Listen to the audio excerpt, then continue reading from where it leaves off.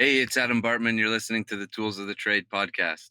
Welcome, please welcome to another episode of the Tools of the Trade podcast, your number one construction industry resource. Hear conversations with industry professionals to get the tools, stories, and advice that you need to set your career on fire. You're now streaming the Tools of the Trade podcast.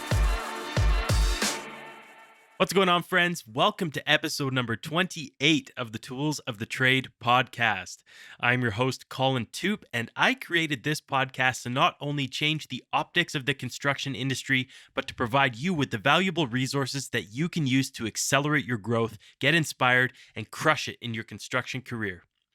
Don't forget to go follow me on Instagram and on my social media. I've been preaching and asking you guys to follow me at Tools Podcast so that you can contribute your questions to get them answered by my all-star lineup of pros on this podcast. And of course, I will tag you back so you get that answer. Leave your questions there today and we'll get back to you as soon as that guest goes live. And today's guest is yet another serial entrepreneur, Adam Bartman, owner of PowerJet Plumbing and co-founder of readwater.io. PowerJet is a mechanical service company founded by Adam's father when he immigrated to Canada, is now run by Adam, and it services the Greater Toronto Area, the GTA.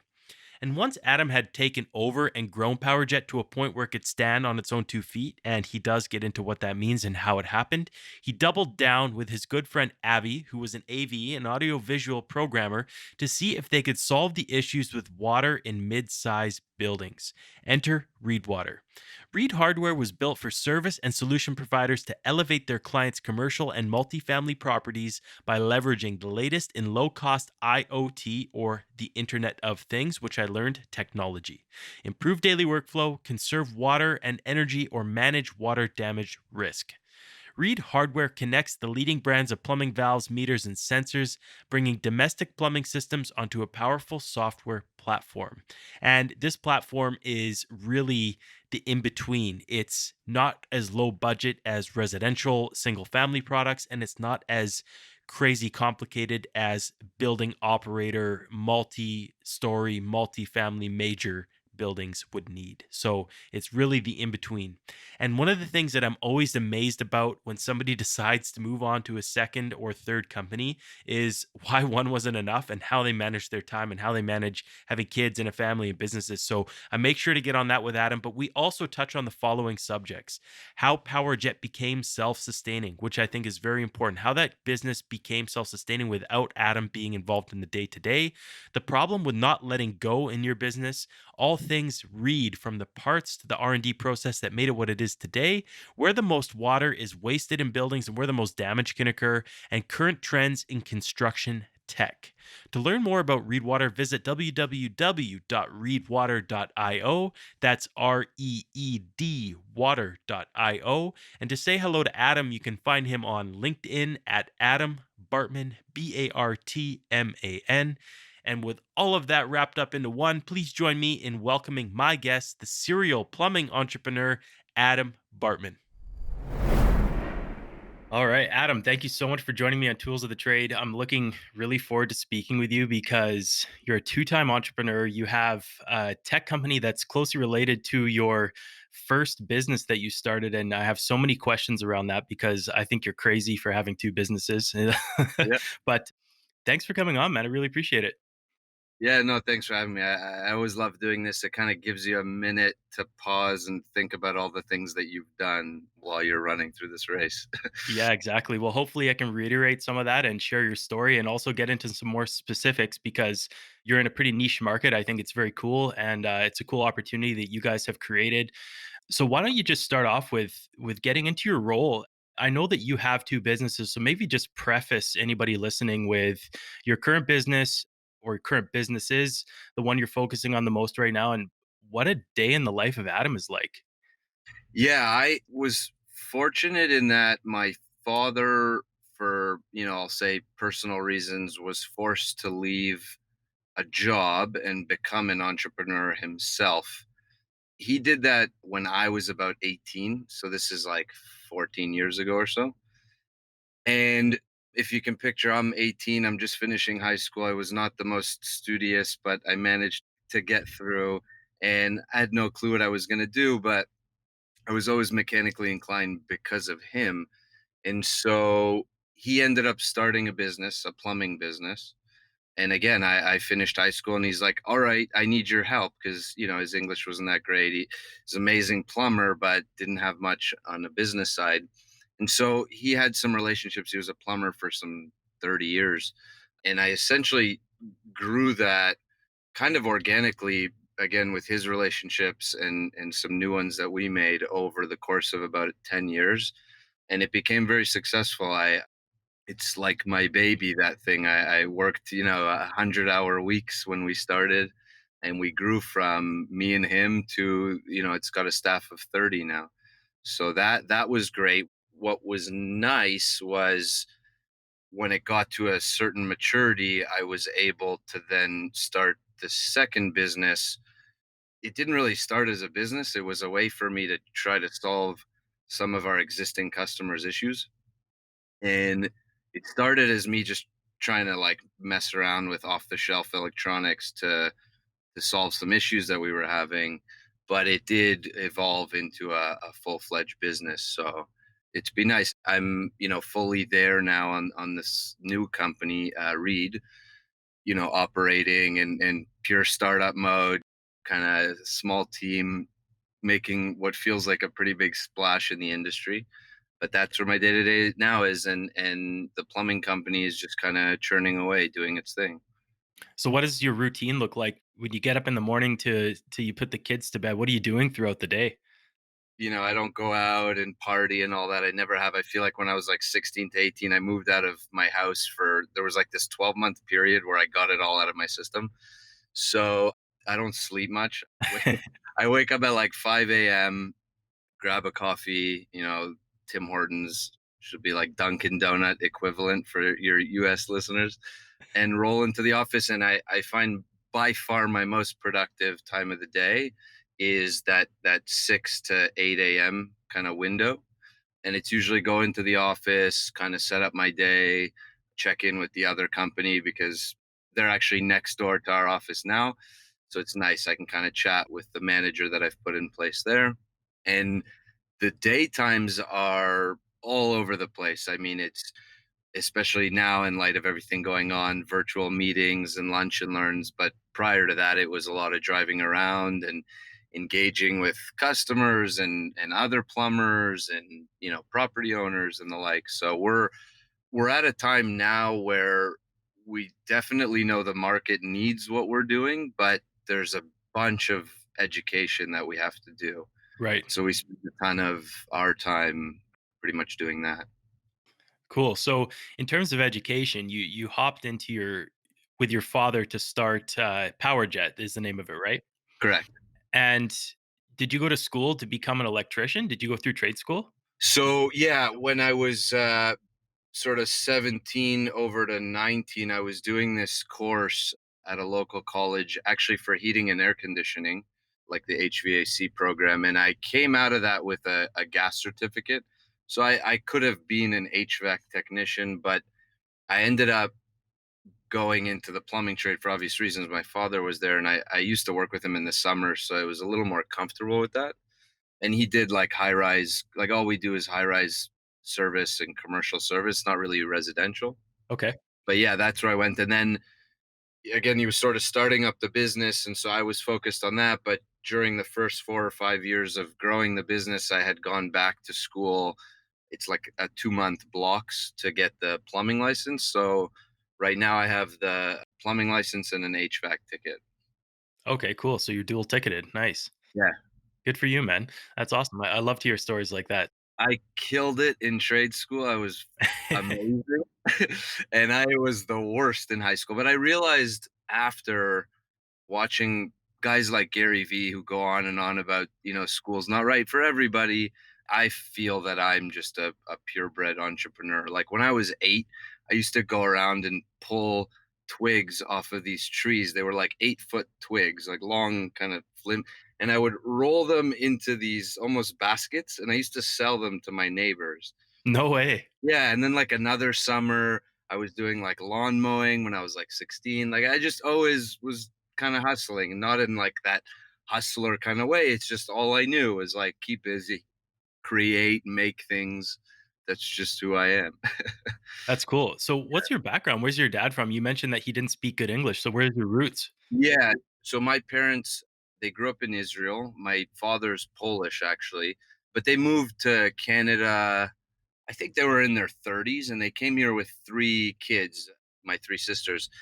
And I was born in Canada, but I was raised like a little immigrant. Like I spoke my native language, I get or their native language before English.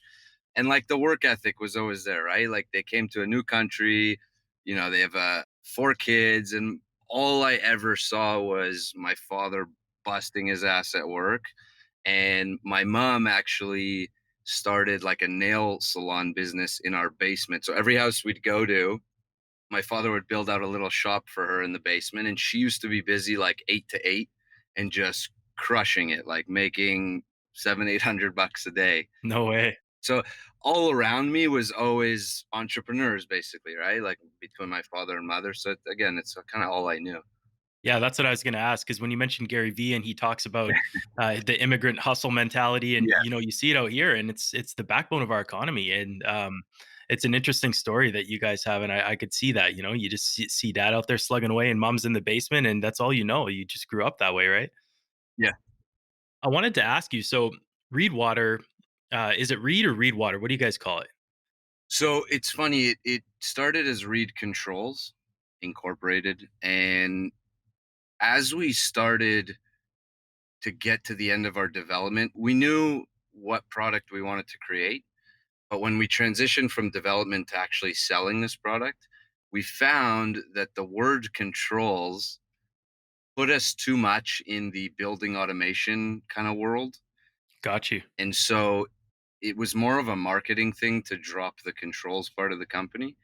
And so it became Reed. I mean, we go by Reed today, and the URL required ended up being Reed Water, and people kind of understand it a little faster when you incorporate the word water after it. So that's sort of the reason to incorporate both of them. But the word read, I guess it actually not the most interesting story, but it was initially because one of my customers was having a lot of challenges around water usage in his apartment building. It was like a 16-story, maybe 200 unit apartment building, and his water use was so astronomical that it was actually making the building almost break even every month, which is insane.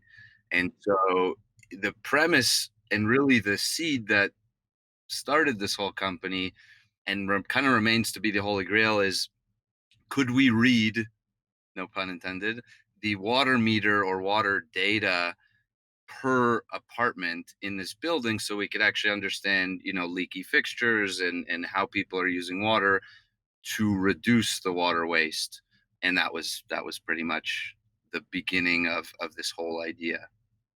Got you. So you're not at this alone. You're in it with your partner Avi, correct? Yeah, that's right. So I know nothing about electronics, at least then. I've had like a crash course the last 3 years, but we knew each other from elementary school. And he was the only guy on earth that I could think of that was a bit of a geek and was into like electronics. And, we were still close at that point, and he actually had a business and still does in the audio visual industry. So he used to purchase equipment from like Crestron. For those not familiar, they make audio visual control systems. And today, our product very much is the same thing except for a different purpose. And so he was absolutely paramount in kind of turning this into in actual business and driving how the product should look, where I could give insight on the use cases and what it needs to look like in the field. He can tell me on the back end what's the better system architecture and language and all that kind of stuff. So it was a really nice sort of marriage of skills. And then we were fortunate enough to bring in other team members and investors that really backed us on this whole venture. Very cool. So what I wanted to ask you was, you have your buddy Avi and you're like, man, I got this issue. And he's like, well, I've got this background in AV. What are the initial conversations like when you guys are like, man, we should start a business? Yeah. And I feel like most of these don't start as, at least, let's start a business. It was more, again, I had an issue. I had two customers with very specific issues. One of them was having like leaks and floods across a portfolio very frequently. And as the service provider, as the plumber, it was so annoying getting the call from a superintendent who was like kind of useless when it comes to stuff, especially in a panic scenario on the mechanical side. And they used to call me, and I knew, because I was so familiar with the building, where this one valve was. It was like hiding in a ceiling. All you have to do to reduce the chaos until I show up in an hour is shut this one valve off. And you could never explain that on the phone. The other issue was the customer I mentioned earlier, where his water bills were through the roof and he didn't understand what was going on. So I actually approached Avi the first time with this like $60 cheap valve I bought on eBay, little motorized valve. And I'm like, I literally held it. I went to his house one day. I'm like, make this work on the internet. I don't know, whatever you have to do, just I need this to be able to open and close. And that, we began tinkering, buying these off the shelf like development boards. They're called like Raspberry Pi or something like that. And we just started kind of tinkering and tweaking. And as we were doing that, I naturally continued to have customers with issues, and we told them straight up, like, we think we have an interesting way to help you, but you're a pure guinea pig. Like, are you cool with that? And these weren't like high end buildings. So at the end of the day, and I had a relationship already, a rapport with them. So they were like, sure, if you can help me. And we told them like no cost, just let us use your building as a bit of a test here. And it sort of went from that, and we solved one problem, super happy customer. Then we solve another issue, another happy customer. And we started to chat with some friends that we were close with who had done really well, like on investing. And so they were sort of in another world that we didn't have the skill set. And we brought these other two guys on board more as like an investment, kind of silent partners, call it, to raise a bit of cash. And we found a local development company. They do medical IoT devices and development. So we kind of scrounged. I grabbed, 10, 20K. He found a little, and we put together a decent amount of money and engaged that company in developing sort of the next version of what we were doing. And we sort of just kept doing that. It just, the dollar amounts got higher. Right. Cool. So you guys you're developing this company, and PowerJet at this point is what you're calling self-sustaining. And I have a question about that. So right away you found Avi, and he's got the specialization in the tech side. And then you've obviously been able to do small leaps and bounds like that in PowerJet to get that business off the ground. And that's something that a lot of people have trouble with, is relinquishing control and letting things take off on their own. So where did you develop that skill, and how did you let people do that over time at both companies? It just seems like it's something that's hard for a lot of people to do. It is. It still remains to be hard. I do, like I mentioned before, I check in here and there and just, make sure things are moving.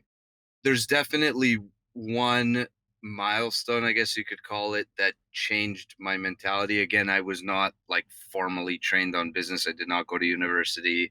I knew nothing of business other than just starting to run one. But I remember, like 4 or 5 years in, when it was less stressful, like the business was real now. It had calls and things were happening. It gave me a bit of an opportunity to begin, at least mentally, stepping back and saying, what do I want from this thing? Do we want to make it really big? Do we want to go from 3 trucks to 10? Like, what is sort of the overall course of this business? And I remember reading one article. I don't read books. I'm not the biggest reader, but I'm really good at absorbing a lot of like micro information through like mini articles or videos. And I remember reading this one article about delegating, and I'll never forget it. And it was simple. It just said, don't make that typical mistake thinking you're not replaceable or nobody can do it as good as you, and begin delegating tasks. And so I started to do that in steps. First, it was like, I was fortunate. My sister wanted to come work for our company, sort of an office admin. And so the first thing I delegated was the accounting stuff that I was doing early on. And then it became the invoicing. We hired somebody to do the invoicing, began to hire people to take the phones, and began to hire people to do the work. And it was slow, and it was in pieces because we had to put certain processes in place, right? That's, I think, where people struggle. When you're doing it yourself, you don't need a process in place because you do it the way that you want it done. When you give it to somebody to do, you got to give it to them structured. If you just say, go and manage this part of the business, maybe they do it well, maybe they don't, but likely they won't do it the way that you think it should be done. And so I found creating these little processes, even if it was like one page little flow chart, kind of choose your own adventure, so that at least they had a sense of what to do when that happens. It was helpful. And that was slowly how I got into a place where, I could get off the tools, right? Like a lot of guys who run a trade business, and this was certainly the case for me for the first 7, 8 years. I was in the field, snaking a drain, answering a phone call, doing PR and HR and hiring, and like everything was on me. And it gets stressful too. Like, not that it really bothered me, but like it's a lot. It's more than one person can do. And when your business is growing, you gotta start delegating or stay small. I think there's guys that are super happy and comfortable, 3, 4 guys, 2, 3 trucks, and they're good. They're content. I think it's some self awareness too to figure out what you want. Do you want a 20 truck crazy business, or are you good with three? People gotta be self aware that way. When you started taking those hats off and delegating those responsibilities, what was it like in the beginning? And was there a sense of relief after you started realizing that, wow, this thing's actually working without me? There was a ton of stuff that was really counterintuitive, even outside of the delegation part. I remember my natural thought about growth was, let me get more calls to the point where I feel like I can't handle them, and then I'll buy a truck and hire a guy.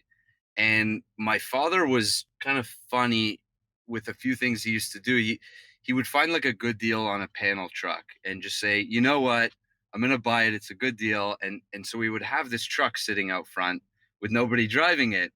And I think subconsciously I felt the need to keep it busy and on the road. And in hindsight, looking back, he would buy a truck and I would feel the need to keep it busy. And so I think I would start saying yes to more opportunities, and that allowed for the growth. Whereas, you know what I mean? More people Interesting. think the other way around, where it's like, let me get busier and then I'll make this big decision to buy another truck and all that. We just kind of winged everything we did. And it created growth just sort of naturally. So I mean, to answer the question, really, the delegation part, yeah, it was rough at first.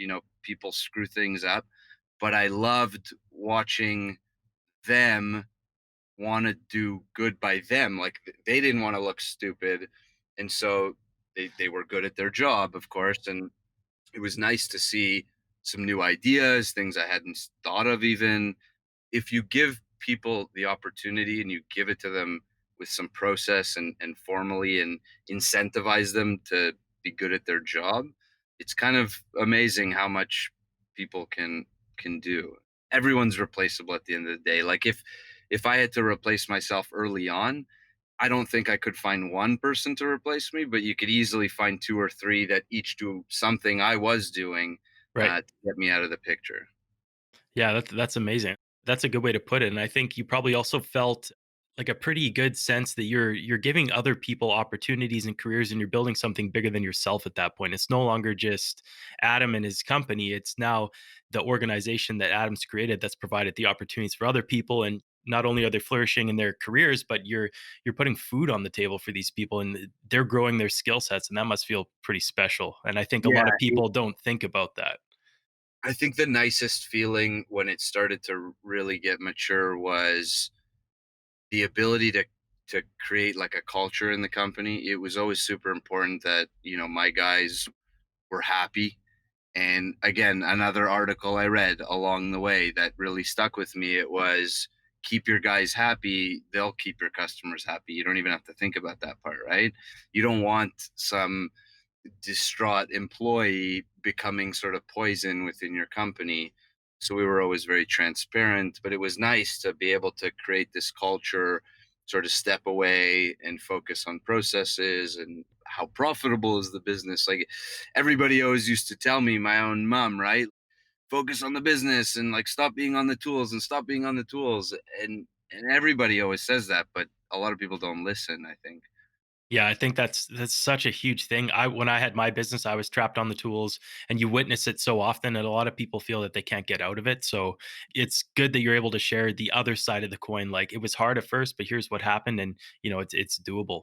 It honestly felt like freedom when I was able to finally do it. So for those that are sort of in that, maybe on the fence whether they want to jump into it or not, if you can, just jump as high as you can. Because when you get to the other side, it feels good. It really does.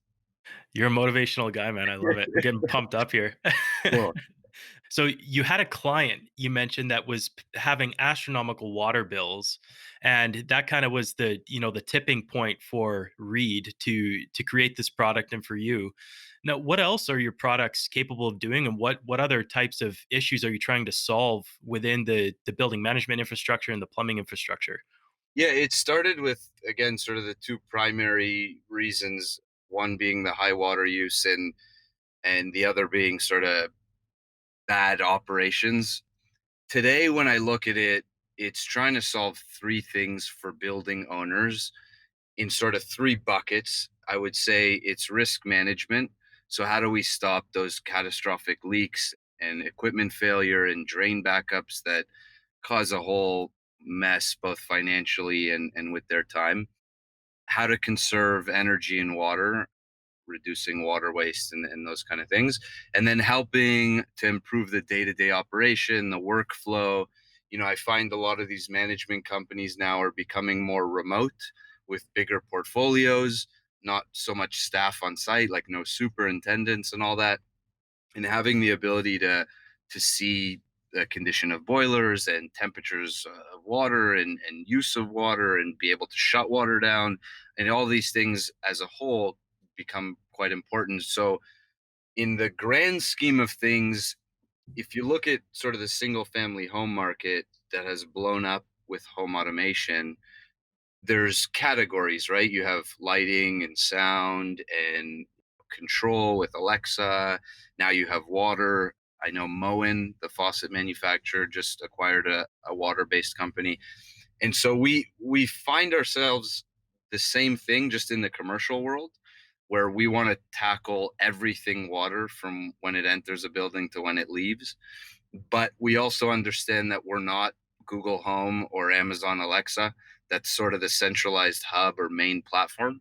Somebody is going to be that. And there's already a few players there to say that, like, we're your building's IoT dashboard, but a lot of them understand that they can't do every category themselves. And so much like the home market where, Philips, who does lights, and Lutron, that does the lighting, have come together with one hub, we feel ourselves to be on the water side of a bigger picture, a bigger IoT play in the buildings. To answer the question there, it's an engineered solution. It's not, one product that you put in one certain way in a building. Every building's different. Even if it's multifamily, you have condos or you have apartments. They think of money differently. They think of their OpEx differently, their needs, their challenge. Everybody's very different.